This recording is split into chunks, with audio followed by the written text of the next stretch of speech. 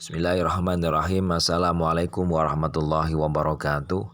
Alhamdulillahirabbil alamin wa bihi nasta'inu ala umuri dunya waddin. Wassalatu wassalamu ala asrofil anbiya'i wal mursalin sayyidina wa maulana Muhammad, amma ba'du. Anak-anakku yang saya cintai dan saya banggakan, pertama-tama marilah kita panjatkan puji syukur kehadirat Allah Subhanahu wa taala yang telah melimpahkan rahmatnya kepada kita semua sehingga kita masih diberi kesehatan oleh Allah untuk melaksanakan kegiatan pembelajaran secara online atau daring. Kedua kalinya sholawat dan salam semoga tetap tercurahkan kepada junjungan kita Nabi besar Muhammad SAW yang telah membawa umat manusia dari zaman kebodohan zaman jahiliyah menuju zaman yang terang benderang yang disinari oleh ilmu, iman, dan Islam seperti yang kita rasakan pada saat ini. Anak-anakku sekalian, sebelum kita mulai pembelajaran, saya menyampaikan sesuatu kepada kalian terkait masalah protokol kesehatan atau proskes yang harus kita patuhi dan kita jalani. Saya menghimbau kepada seluruh anak-anak sekalian supaya ketika keluar rumah hindari kerumunan. Jangan lupa memakai masker dan cuci tangan kalau habis keluar rumah. Mungkin itu salah satu ikhtiar kita untuk dijauhkan dari penyakit yang sekarang sudah merajalela, yaitu virus corona atau virus COVID-19.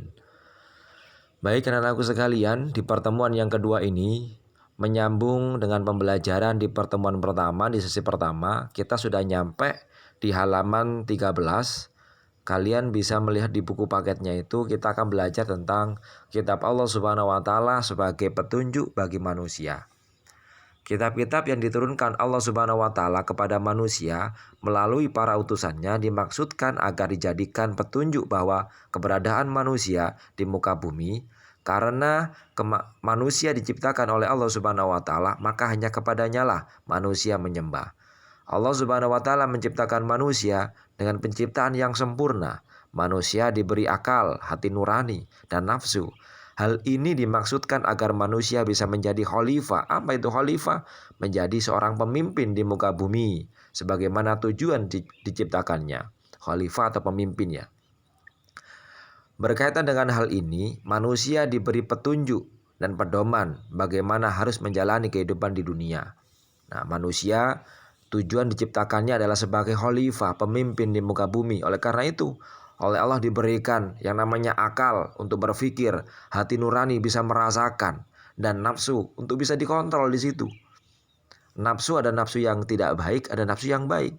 Ada nafsu yang baik, contohnya seperti apa? Nafsu makan. Sampai makan terlalu banyak karena sampai bernafsu untuk makan yang banyak, tidak apa-apa, bisa gemuk badannya, sehat. Tapi juga ada nafsu yang tidak bisa dikontrol kita, misalnya nafsu yang tidak baik, jangan diikuti di situ.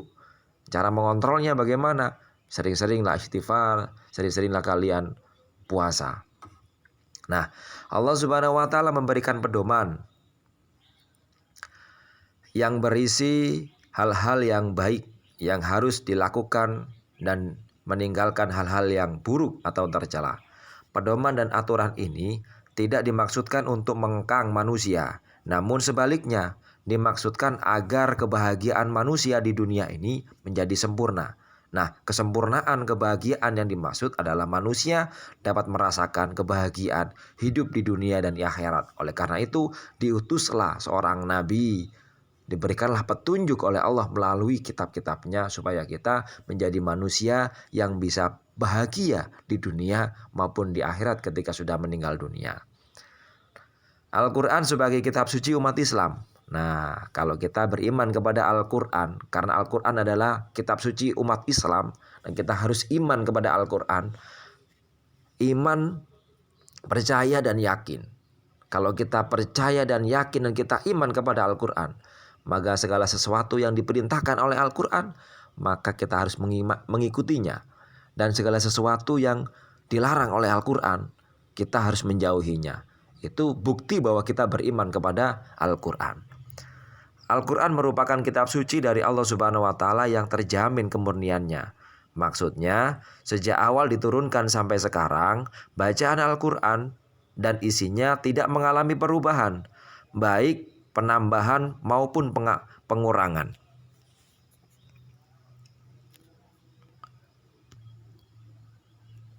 Allah Subhanahu wa taala telah menjamin kemurnian Al-Qur'an ini sebagaimana tertuang dalam firman-Nya dalam Quran surat Al-Hijr ayat 9. Bismillahirrahmanirrahim. Inna nahnu nazzalna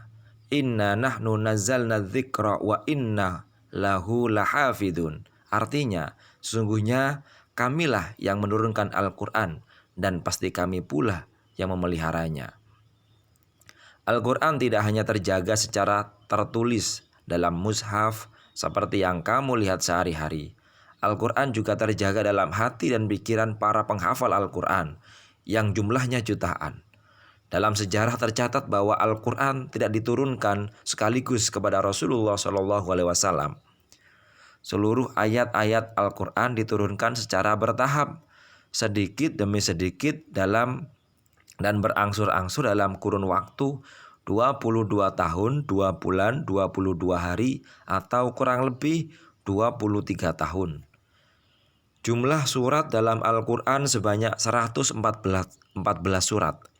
Ditinjau dari masa turunnya, surat yang diturunkan sebelum Rasulullah SAW hijrah ke Madinah dinamakan surat Makkiyah, sedangkan surat yang diturunkan setelah hijrah ke Madinah disebut surat Madaniyah. Umat Islam yang menjadikan Al-Qur'an sebagai pedoman dalam kehidupan sehari-hari sudah tentu akan menjadikan hidupnya terarah dan selamat sampai tujuan hidup yang sebenarnya. Tujuan hidup sebenarnya adalah bahagia di dunia dan bahagia di akhirat. Sebagai umat Islam, kita harus mencintai Al-Qur'an dan bertekad untuk menjaga serta mengamalkan isinya. Perhatikan kisah seorang penulis cerpen dan mahasiswa berikut ini. Bisa dibaca sendiri ya, di situ di bawah itu tentang cerpen dari mahasiswa itu ya. Kita lanjut. 3 perbedaan kitab dan mushaf. Wahyu Allah Subhanahu wa taala yang diterima oleh para rasul dalam perkembangannya ada yang dibukukan berbentuk kitab dan ada yang tidak dibukukan atau berbentuk suhuf, yaitu lembaran-lembaran terpisah. Namun keduanya sama-sama berisi firman Allah Subhanahu wa taala yang diberikan kepada para nabi dan rasul. Keterangan yang menyatakan bahwa suhuf itu benar adanya adalah firman Allah Subhanahu wa taala berikut ini dalam Quran surat Al-A'la ayat 18 sampai 19. Bismillahirrahmanirrahim. Inna hadza lafis suhufil ula suhufi Ibrahim wa Musa. Artinya, sungguhnya ini terdapat dalam kitab-kitab yang dahulu, yaitu kitab-kitab Ibrahim dan Musa. Secara rinci para nabi dan rasul yang menerima suhuf dari Allah Subhanahu wa taala, yang pertama ada Nabi Ibrahim menerima 10 suhuf.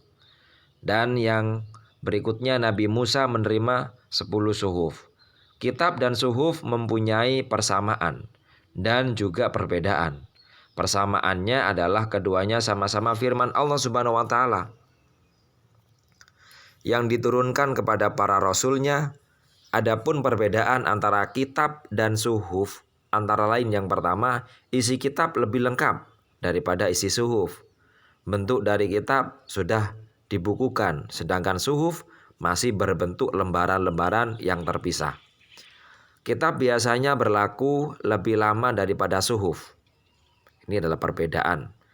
Yang berikutnya, hikmah beriman kepada kitab Allah Subhanahu wa taala. Allah Subhanahu wa taala menurunkan kitab-kitabnya di dunia ini dengan cara diwahyukan kepada rasulnya. Tentunya hal ini dapat memberikan hikmah atau manfaat bagi kehidupan manusia dan makhluk Allah Subhanahu wa taala di alam semesta ini. Manusia yang mengaku beriman harus berusaha mengambil hikmah dari kitab-kitab Allah Subhanahu wa taala tanpa meragukannya.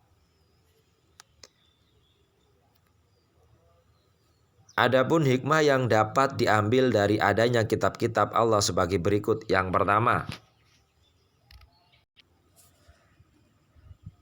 memberikan petunjuk kepada manusia mana yang benar dan mana yang salah atau yang batil. Pedoman agar manusia tidak berselisih dalam menentukan kebenaran.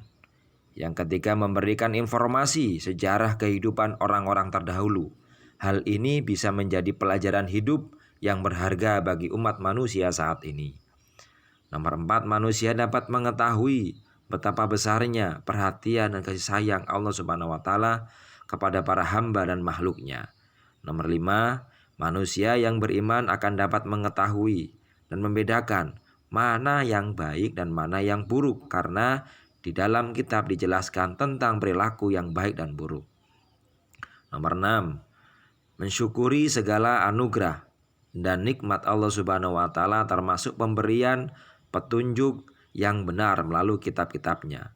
Nomor 7, hati manusia menjadi lebih tentram dan menambah ilmu pengetahuan.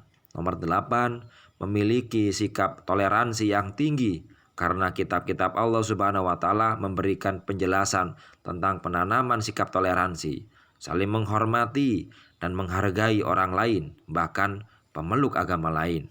Nomor 9, meningkatkan kesabaran dalam menerima cobaan, ujian, dan musibah yang menimpa pada dirinya.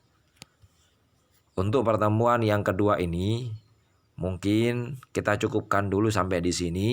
Nanti kita akan bahas lagi lebih lanjut dan lebih rinci dan lebih jelasnya ketika kita sudah offline atau pertemuan di sekolah. Bagi anak-anak yang masih merasa kurang ada penjelasan yang kurang paham, bisa langsung menghubungi Bapak Mukhlisin. Kurang lebihnya sampai di sini saya akhiri. Assalamualaikum warahmatullahi wabarakatuh.